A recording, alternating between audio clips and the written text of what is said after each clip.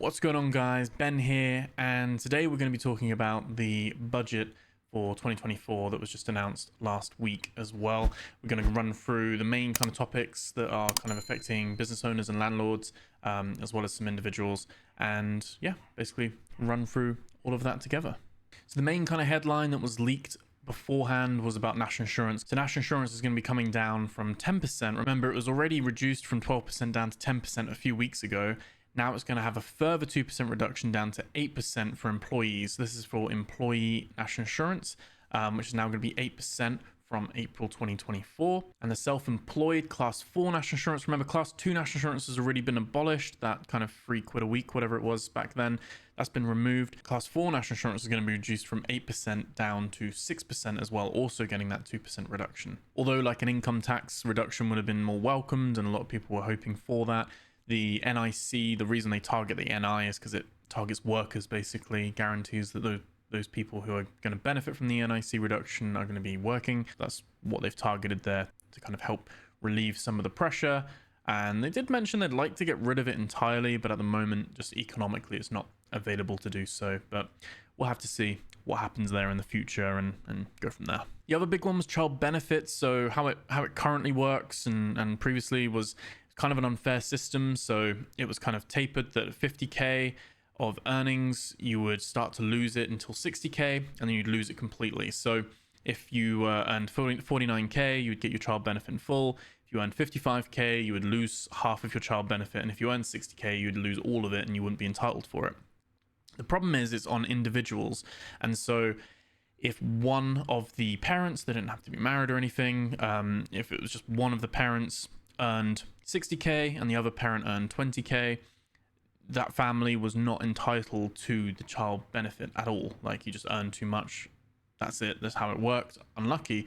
The unfairness of this was that two couples could earn £49,000 each. You could have £98,000 of income coming into the household, and you would still be able to claim your child benefit because neither one of you went over the £50,000. So we've seen quite a lot of discussions around this, lobbying around this to kind of make this fairer and more equitable for people who are like maybe sole income families, or, you know, there's more reliance on one of the parents rather than both of them equally, kind of thing like that.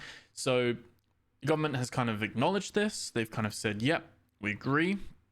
Not a problem to kind of fix it, but it's gonna take a couple of years. So what they've said is, in the interim, in the next 2 years, so from April 24 until what they're expecting to be April 26, they're going to just raise the bands. 60k is going to be the new limit for the child benefit, and they're going to increase the taper. So now instead of over 10 grand you'll lose it, it's going to be over 20 grand. So you can earn up to £80,000, and at £80,000 you would then have it all fully, you know, repaid back, or just cancel the claim. You can't claim it anymore. And so that does give some options there that, you know, there's still going to be some benefits of that two people can now earn £60,000 each and be entitled to it, kind of thing, and stuff. That's still going to be there for the next couple of years. The reason it's going to take some time is because they are planning to then do some kind of household income kind of assessment and then base it off of household income. And that's the fair route that everyone's going for, that, you know, it should be just per household, 100 grand sorted. Doesn't matter if it's 80-20, if it's 50-50, doesn't really matter. The problem is that the UK, you know, we have a small marriage allowance that is, you know, can transfer 10% from one to another. It's kind of a separate thing, but that's the only real linked tax we have. Our system is very individual. We don't have household taxes. They don't have that information. They don't have that compiled. So I'm guessing over the next 2 years, there's going to be able to build that infrastructure so that they can assess a household income on those tax returns. So they've kind of done this 2 years kind of period to just increase the bands, let people breathe a little bit more and kind of benefit from it. It will open up more people who are available to this, with the view that in a couple of years, hopefully they'll have something in place there where they can just do it more fairly on the household rather than the individuals in the house itself. One I didn't really expect was VAT. So they increased the VAT band from £85,000 up to £90,000. I think they said that they anticipate just under 30,000 businesses, about 28,000 SMEs will be affected by this. I'm always conflicted on this because I feel personally, if you're in that kind of bracket of between 85 and 90, unless you're really planning to stay under that ceiling, if you're already over 85k, are you going to go through the whole rigmarole of deregistering just stay within that extra 5k band. It's a weird one. It will help some people increase the ceiling a little bit. Problem is we've got one of the higher VAT thresholds in the world, and it creates a glass ceiling effect, whereas you see other countries where it's a lot lower, and it just means everyone's charging VAT at the same point. It doesn't really matter then. Everyone who's in business properly is charging VAT, and it just creates a bit more of a equitable kind of playing scape. At the moment, you've got people struggling and trying to keep below 85,000 or 90,000 as it will be. Really depends on your viewpoint there, but yeah, they've increased the £5,000 band there, so that will come in from April, so it won't be 85,000 anymore, it'll be 90. They also kept the deregistration threshold the same, so before it was 85,000 to register, 83,000 to deregister, and they've kept that £2,000 kind of gap, so it's 90 grand to register now and 88,000 to deregister. So they've kept that kind of £2,000 gap. They've just moved it all up by £5,000. For SDLT, which is stamp duty land tax, they've basically abolished the MDR, which is the multiple dwellings relief. This was kind of like a bulk buy property discount, so you'd benefit from your stamp duty if you were buying multiple properties at the same time within like a window, and they've basically just got rid of that. A lot of this budget you can kind of see is being aimed at releasing property back into the market, incentivizing landlords to basically sell up and to kind of give their properties back into the market. Obviously, they'll get reliefs on that side of things. We'll discuss as well with the capital gains tax and things like that too.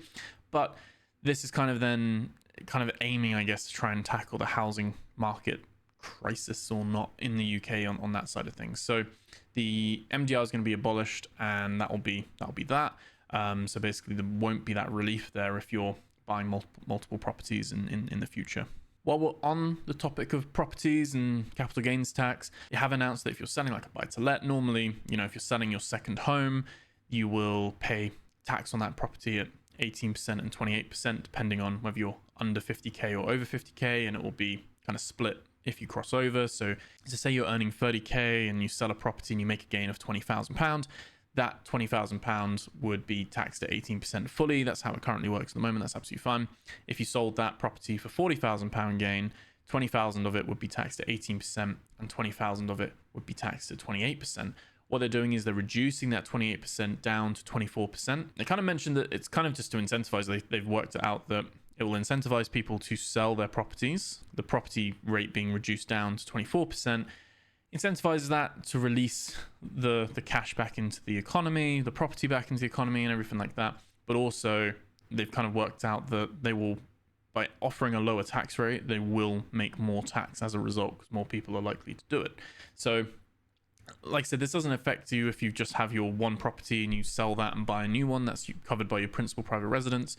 This is only for your kind of buy-to-let second properties, third properties, those kind of things, when you're looking to offload it and get out of that business kind of thing. And while we're still on properties, furnished holiday lettings. Now, this has been a thing for years and years and years and years, like decades, maybe even longer than that.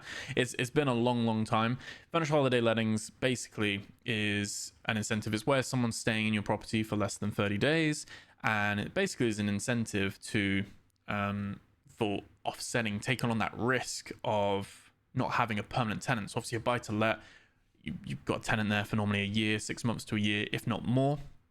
Furnished holiday lettings is kind of then you're taking that risk of, oh, well, you're going to have periods of no tenancy. You're going to have periods where people aren't in the property. It's not earning you money. And so the government said, well, if you're doing this, then here's some tax breaks for this. And the main kind of thing with furnished holiday lettings is that obviously the interest relief that you can claim on the mortgage interest, if you've got a buy-to-let mortgage, the interest on that, you can still claim that in a furnished holiday letting. Absolutely fine. Whereas obviously if you're in a buy-to-let property, they've restricted that over the last few years to the point that it's 0% if it's above 50k and all that kind of stuff. So the furnished holiday letting was still benefiting from that. And they kind of announced that it's not as risky of a situation now with things like Airbnb and all these different kind of apps and the digital connected world we are now. You're at much less risk of having an FHL empty and sitting there void. And it's easier than ever to kind of get these things kind of set up and get people into these properties and earning you rent. And so they've basically just abolished the FHL kind of rule. And so you're interest on your property, that will be restricted like normal. That'll just follow now the normal kind of buy-to-let rules. There's no kind of special benefit now for being a furnished holiday let. The furnished holiday letting isn't going to happen immediately. That's going to happen from April 2025. So that's not happening in this next tax year. And I meant to mention as well the multiple dwelling relief that's going to be coming in June 2024. So they've got a little bit of a delay with some of these things coming in. You can see how the kind of wider picture of they're trying to incentivize or kind of push landlords out of property, give them the option to sell up and get out of that, to probably tackle the rising house prices and you know, the constant struggle people are having trying to get properties in the first place with the prices and everything like that at the moment. We'll have to see if that works. Main thing here is that with all the housing crisis going on, they're hoping that if people don't sell up, they're going to turn those FHLs into longer term buy to let, which again gives people housing options and things like that as well. So it's there as an encouragement to try and help the rental market as well as the buying market too. Another really old tax that's been kind of tackled here that wouldn't have necessarily expected was the non-domicile status. So they're actually going to get rid of that. So at the moment, if you're a non-domicile, that means that your kind of your heritage, your history, your where your family comes from is from outside the UK. And your residency, you might be a tax resident in the UK, but you're non-domiciled because, say, you were born in Spain or China or wherever kind of thing, right? So the non-domicile status just means that your income that is outside the UK doesn't need to get taxed in the UK. And then obviously any UK income is taxed in the UK because you're a UK tax resident. So normal kind of simple rules there. And it's actually quite a nice thing we've had, and we've had it for many years, like been here for a long time, and we're actually getting rid of that. That's going to now mean that you'll pay tax on your worldwide income if you are a tax resident in the UK. So it's kind of like if you want to stay here and you want to live here, then you're going to pay tax on your worldwide income. There's no kind of keeping that outside. What that's kind of basically leading to is they're not going to just do this overnight. They're going to do it over the next 4 years and kind of introduce that period. They're going to have a transition system for people who are already in this status and they're already kind of non-dom UK tax resident. They're going to have a transition period for those people. And for people coming into the country and becoming a tax resident in the future, they're going to have 4 years to kind of get that kind of set up before they're then getting taxed on their worldwide income.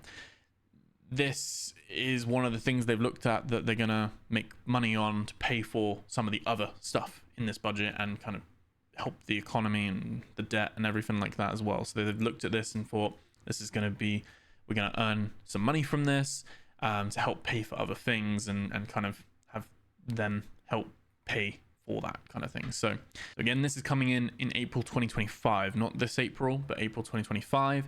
And that's when the 4-year kind of timer starts as well. So that will then all start kicking in from that point on. They also introduced the British ISA or the BISA or whatever we're going to call it, the UK ISA. And basically this is a £5,000 additional ISA allowance, but purely for British based kind of stocks and shares. So obviously the ISA at the moment is 20 grand. You might put 20 grand into US stocks or a whole mixture of worldwide stocks. If you want to put an additional 5 grand in, that's great. You can do that. And it's going to follow all the normal ISA benefits, being tax-free and everything like that. But it must be in a British kind of stocks system, like whether that's a tracked kind of like a tracker, or if that's you just putting into British-based kind of companies and that side of things. This is kind of their idea of trying to just fuel people who do have that money sitting there to kind of reinvest it into the UK economy. Again, if you're not really maximizing your 20 grand ISA already, there's that argument of whether you're going to be prioritizing British stocks in the first place kind of thing. Most people are going to just fill their 20 grand ISA first, focus on that. And if they're in that position when they've got that extra 5 grand, they can then pop that in to the British ISA kind of stuff and benefit from that as well.